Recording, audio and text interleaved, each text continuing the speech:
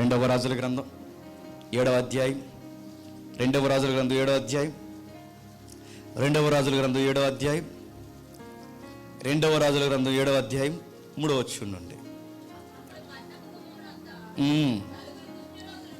పట్నపు గుమ్మమునొద్ద 4 కుష్ఠరోగులుండగా వారు ఒకరినొకరు చూసి, మనం చచ్చిపో వరకు ఇక్కడ ఎందుకు కూర్చుండవలను? పట్నములోనికి పోవిదు అనుకుంటేమా, అక్కడ చచ్చిపోదుము, ఇక్కడ ఊరక కూర్చున్న ఇచ్చట చచ్చిపోదుము, పదండి సిరియను దండుపేటలోనికి పోదుము రండి, వారు మనం బ్రతకనిచ్చినా బ్రతుకుదుము, మనం చంపినా చత్తుమని చెప్పుకొనరి. చందె చీకటయందు సిరియనులు దండుపేటలోనికి పోవాలని లేచి సిరియను దండు వెలుపుల భాగమునొద్దకు రాగా అక్కడ ఎవరునూ కనబడలేదు. చరిత్ర మీకు అర్థం కావాలంటే కొన్ని వ్యాఖ్యానాలలో ఇచ్చారు. వీళ్ళ కుష్ఠరోగులని అప్పటికే ఇజ్రాయెల్ దేశం వీళ్ళని ఏం చేసిందంటే ఊరికి బయటెట్టింది. ఎవరిని? కుష్ఠరోగులు. ఎందుకంటే చరిత్రలో కుష్ఠరోగులను అందరినీ ఎప్పుడెక్కడ పెడతారు? ఊరికి దూరంగా, దేశానికి దూరంగా, ప్రాంతాలకు దూరంగా, రాష్ట్రాలకు దూరంగా. అలాగే వీళ్ళని దూరంగా పెట్టారు. దూరంగా పెట్టినప్పుడు దండయాత్రలు ప్రారంభమైపోయాయి. అది క్రీస్తు శకం 700 మధ్యలో జరుగుతుంది. 722లో అస్సూరు దాడి జరిగింది. ఈ మధ్య ఈ ఇంటర్నల్ వార్ ఇంకా జరుగుతున్నప్పుడు పక్కన సిరియా దేశం ఉంటుంది. మనకు పాకిస్తాన్ ఎలా ఉందో అలా ఉంటుంది. ఆ సిరియా దేశం కూడా దాడులు ప్రారంభించింది. దాడిని ప్రారంభించినప్పుడు వాళ్ళకి అర్థమైంది. ఎందుకంటే వాళ్ళు అక్కడ మకాం వేసి కూర్చున్నారు. ఈ మకాం వేసిన రోజులు అంటే అక్కడ పాగా వేసిన రోజులు లోపల ఆ ఏదైతుందో ఆ లోపల పట్టణం నుంచి బయటకు ఎవరు రారు. ఎందుకంటే వీళ్ళు ఇక్కడ బార్డర్లో కూర్చున్నప్పుడు ఖచ్చితంగా బయటకు వస్తే ఏం చేస్తారు? చంపేస్తారు. ఇప్పుడు వాళ్ళు బయటకు రారు, వీళ్ళు లోపలికి వెళ్ళలేదు. మధ్యలో ఈ కుష్టి వాళ్ళు ఉన్నారు. ఈ మధ్యలో కుష్టి వారు ఉన్నప్పుడు వీళ్ళకి ఒక థాట్ వచ్చింది, అన్నం దొరకట్లేదు, కనీసం ఏమీ లేదు తినడానికి. లోపల వాళ్ళకే లేవు, ఎందుకంటే వారాలు గడిచిపోతున్నాయి. ఇప్పుడు వాళ్ళకే అన్నం దొరకదు. వాళ్ళు డిసైడ్ అయిపోయారు, ఇక్కడ ఇలాగ ఆకలితో కూర్చొని చచ్చిపోయే కన్నా, ఇలా ఆకలితో చనిపోయే కన్నా ఆ చచ్చిపోయేది ఏదో ఆ సిరియన్ చేతిలో చచ్చిపోదాం. ఒకవేళ బ్రతకనిచ్చి మనమే జాలి కలిగి ఉంటే కుష్టి వెళ్ళారా, ఎందుకు లేరా, వీళ్ళతో పని ఏముందని వాళ్ళు జాలి పడితే వదిలేస్తే బతుకుదాం. లేదంటే ఎక్కడైనా చావాలి, అక్కడైనా చనిపోవాలి, అది అక్కడే చనిపోదామని వెళ్ళిపోయారు. సరిగ్గా దండుపేట అంటే ఎక్కడైతే వాళ్ళు పాగా వేస్తారో ఆ పాగా వేసే సమయానికి అప్పటికే దేవుడు ఈ సిరియా దండులను దేవుడు చెదరగొట్టేశాడు. అసూరుతో పొత్తు పెట్టుకుని దండుల్ని చెదరగొట్టేశాడు. ఎప్పుడైతే వీళ్ళు చెదిరిపోయిన తర్వాత గుడారాలు ఖాళీగా ఉన్నాయి, తినుబండారాలు ఖాళీగా ఉన్నాయి, అనేక సామ్రాగ్రి ఖాళీగా ఉంది. అంత ఖాళీగా ఉన్నప్పుడు వాళ్ళు చూసి ఆకలితున్న వరకు ఇప్పుడు ఒకేసారి ఆహారం దొరికితే ఎలా ఉంటుందండి? మొత్తం తిని కావాల్సిందంతా దాచుకుని ఇంకా మన తాలూకు ఎవరున్నారో అందరికి చెప్పండి రాని జాగ్రత్తగా మూటలు కట్టి ఎక్కడ దిక్కుని దాసేమా అక్కడ వరకు. ఎందుకండి నేను క్రిస్మస్కి వెళ్ళాను, ఎక్కడ ఊరు పేరేమో అడగండి, ఎందుకంటే మళ్ళీ పిల్లలు కదా నన్ను. అక్కడికి వెళ్తే అక్కడున్న కనివన్నర్ గారు పెద్ద ఆయన ఏమంటున్నాడంటే, టిఫిన్గానే చేయండి అంటున్నాడు ఆయన. అంటే టిఫిన్గా చేయట్లేదు అనమాట. రెండో పాయింట్ ఏమన్నా చెప్పిన, టిఫిన్గానే చేయండి, ఇంటికి పట్టుకెళ్ళకండి, ఇంటికి పట్టుకెళ్తారండి అంటున్నాడు. చూసారా? మీకు ఇది అర్థమైతే గుర్తుపెట్టుకోండి. ఎప్పుడైనా మనకు సమృద్ధి దొరికింది అనుకోండి, మనం దాస్తాం. ఎవరికి దాస్తాం? నా పిల్లలకు దాస్తాను, నెక్స్ట్ నా పిల్లలకు దాస్తాను, ఇంకా నా మనవాళ్ళకి దాస్తాను, ఇంకా 4 తరాలు కూర్చున్నా చెప్పండి తారాగానంత దాస్తాం. ఎంత సెలవుతో బతుకుతామని మనం. నేను స్థిరపడమే కాదు, నా బిడ్డలు స్థిరపడిపోవాలి, నా బిడ్డలు స్థిరపడమే కాదు, నా బిడ్డలు స్థిరపడిపోవాలి, అందరూ స్థిరపడిపోవాలని అంత 4 తరాలు కూర్చున్న తరగనంత దాస్తాం. అంత దొరికిందండి సామ్రాగ్రి. తిండి దొరికింది, ఆయుధాలు దొరికాయి, రకరకాల వాళ్ళు అమ్ముకున్న చాలా డబ్బులు వస్తాయి. ఇంత దొరికితే ఏ దేశం అయితే వాళ్ళని దూరం పెట్టి వెళ్ళేసిందో, ఏ దేశం అయితే వీళ్ళు ఈ ఊళ్ళోకి రాకూడదని దూరం పెట్టిందో, వీళ్ళకి ఆ వస్తువులు దొరికిన తర్వాత అన్నారట, మనల్ని ఎంత దూరం పెట్టినా వాళ్ళు మన ఎదురుగున్న మనుషులు సహోదరులే. మనల్ని ఎలేసిన వారిని, మనం తక్కువ చేసిన వారిని, మన కుష్టి వ్యాధిని మన అన్న వాళ్ళని కూడా ఇంత ఆహారం మనం ఒక్కడే తినడం యుక్తము కాదు, అది మంచి పని కాదని 9వ వచనం ఏమంటున్నారు చూడండి.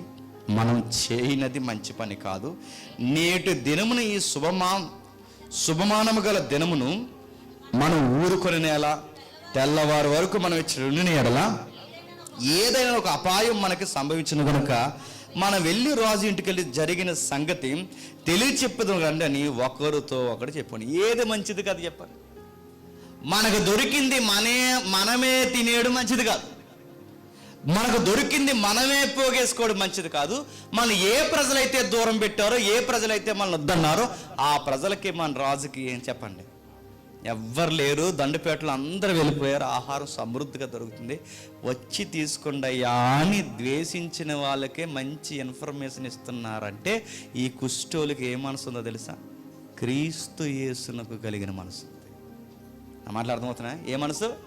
క్రీస్తు యేసునకు కలిగిన ఈ మనసే మనం కలిగి ఉండాలి.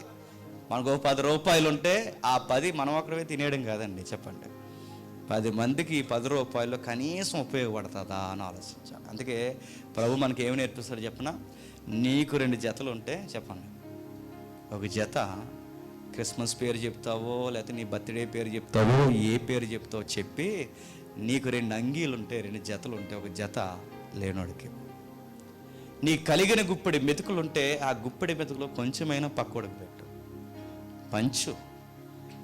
నీకు ఏదైనా సమృద్ధి ఉంటే పక్కోడికి పంచు, ఒక్కడవే తినేకు. ఎందుకంటే నువ్వు పోయావంటే రేపు పొద్దున్న నీ దరిద్రం ఎవరికి ఉపయోగపడకుండా పోతావు.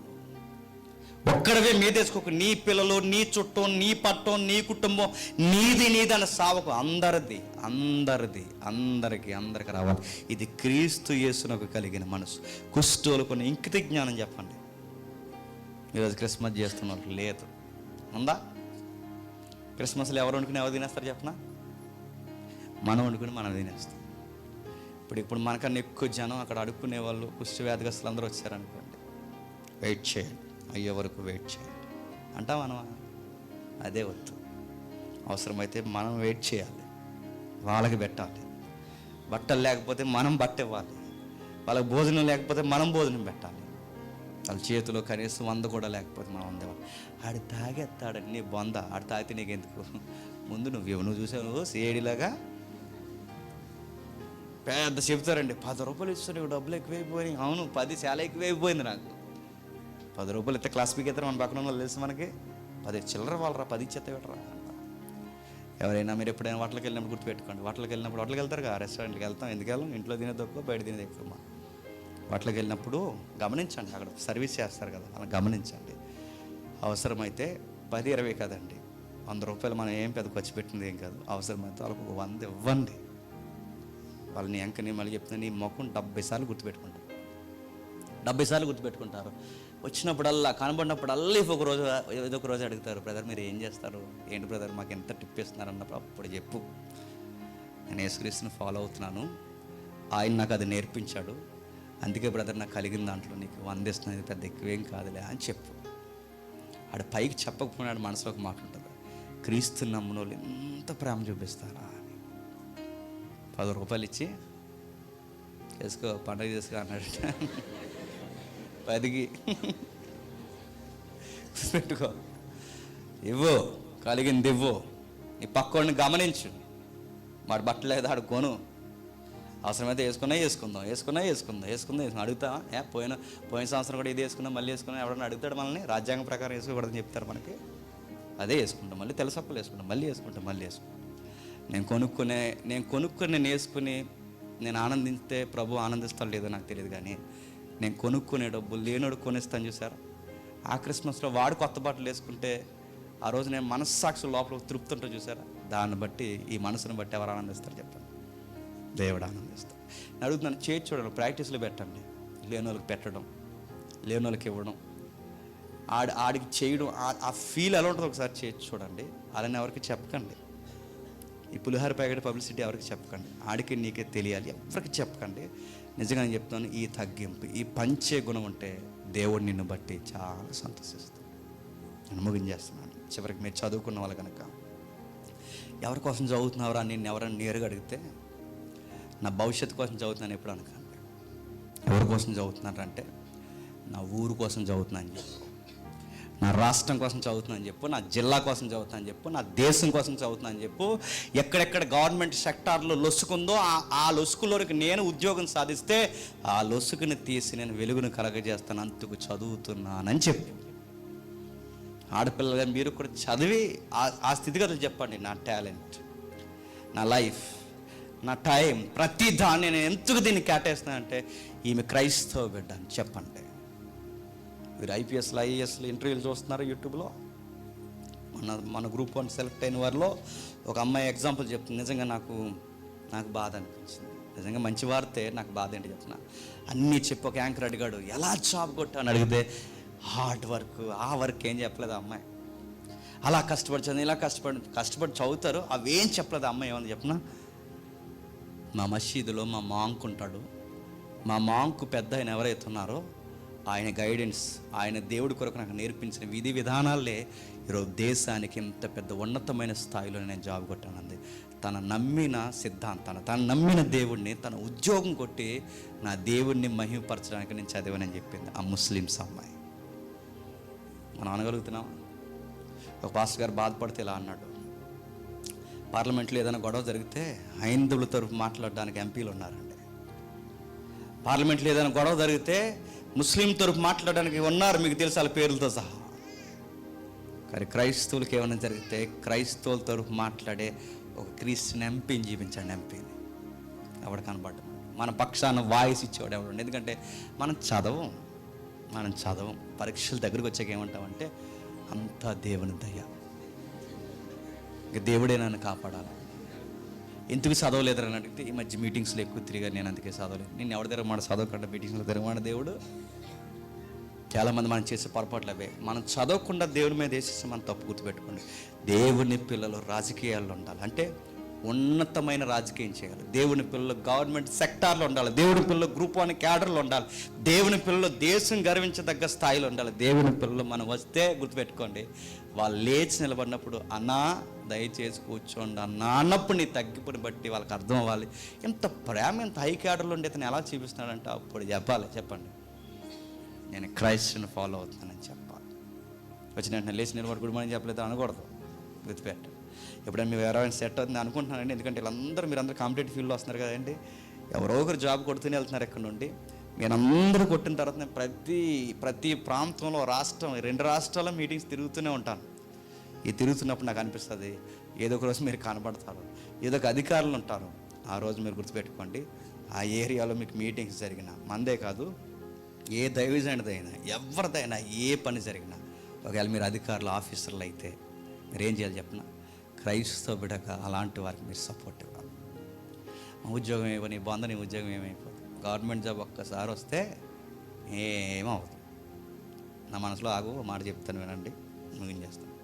నేను గవర్నమెంట్ జాబ్ సువార్త చేస్తున్నాను, నా మీద క్రైస్తవులు లెటర్ పెట్టి నా డిఓ నల్లజర్ల పిఎస్కి మార్చేసారు కావాలని.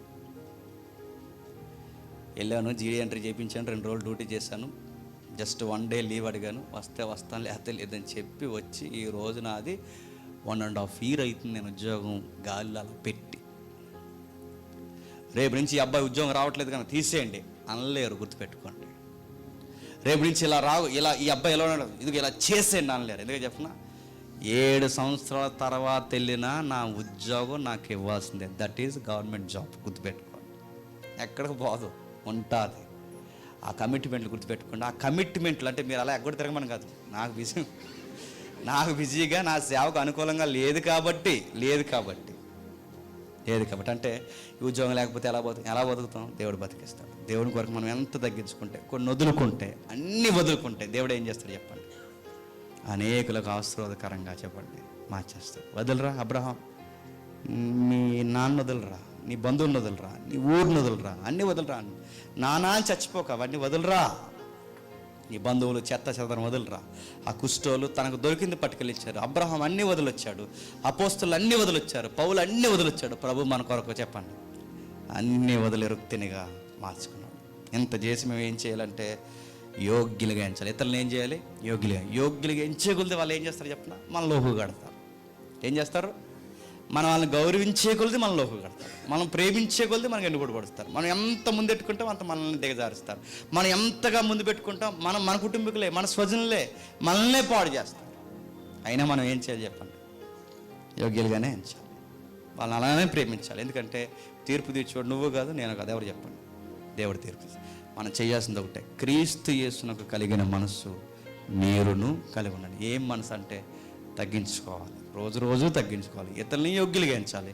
మనకు కలిగింది మనమే తినేక కుష్టు రోగుల వలె మనం కూడా అనేకులకు పంచాలి. ప్రభు చేసిన తర్వాత ఎవరికి ఎలా అయితే చెప్పొద్దన్నాడో, మనం ఏదైనా సహాయం చేస్తే ఎవరికీ చెప్పొద్దనే చెప్పాలి. ఇది గుర్తుపెట్టుకొని క్రీస్తు యేసు కలిగిన ఈ మనసు మీరు కలిగి ఉంటే ఈ ప్రాక్టీస్ మీరు స్టార్ట్ చేయండి. ఇతరులకు సహాయం చేసినప్పుడు అది తృప్తి ఉంటుంది, ఎంత బాగుంటుందో అది చేసి చెప్పండి. యూట్యూబ్లో అడిచి చూపించాడు, యూట్యూబ్లో చూపించిన అందరూ ఏమయ్యారు మీకు తెలుసు, నా పేర్లు అడగకండి. అలాగేదో ఎదవ స్ట్రాటజీ ఉంటుంది, అందుకే దానివల్ల సహాయాలు చేసి పబ్లిక్ చూపిస్తారు. ఆ దొంగ లొసుకు దొరుకుతుంది, ఒకరోజు కాకపోతే ఒకరోజు అయినా. కానీ మనం అది కాదు, మనం చెప్పం, చేసిన వారిని ఎవరిని బయటకు చూపించం, మనం సహాయం చేస్తాం. ఎందుకు చేస్తున్నారంటే, మనం లేకపోయినా ఎందుకు పెడతారంటే మా ప్రభువు కూడా అలాగే పెట్టాడు, ఆయన వెంబడిస్తున్నాం. ఈ క్రిస్మస్ కాంతులు మీ అందరి మీద వికసించాలి. ఆ విధంగానే దేశానికి, రాష్ట్రానికి, జిల్లాకి దీవెనకరంగా ఉండాలి. దేవుడు మిమ్మల్ని దీవించును గాక.